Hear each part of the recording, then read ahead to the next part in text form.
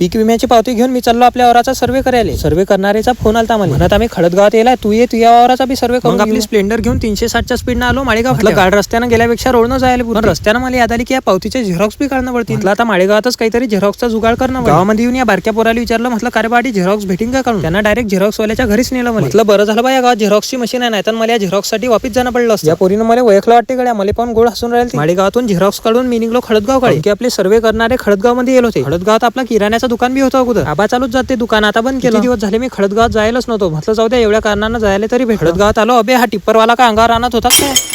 वाचलो भाऊ थोड्या शकना, नाही तर कांड झालं असतं. त्या सर्वे करणाऱ्याचा शोध लावत आलो. एका ठिकाणी समजलं हे गाडी जर लावेल तर हे त्याचीच असेल, ते एवढ्या जवळपासच असतील. मराठी तर टाप आहे गड्या या वावरातली, हेटी बसून माहीच वाट पाहू राहील ते. आणि मेन विषय हा की तिघही आपले फॉलोअरच नाही. त्याच्याजवळ आपल्या वावराचा सर्वे करून घेतला आणि त्यानं म्हटलं त्या ठिकाणी सह्या मारल्या. त्याच्या बाद मध्ये त्यानं पराठी सोबत माझे फोटो काढले. त्याच्यासोबत बोलता बोलता चांगलीच ओळख करून घेतली. त्यातले 2 जण तर माटोळ्याचेच होते, अनिल पाटील आणि प्रशांत पाटील.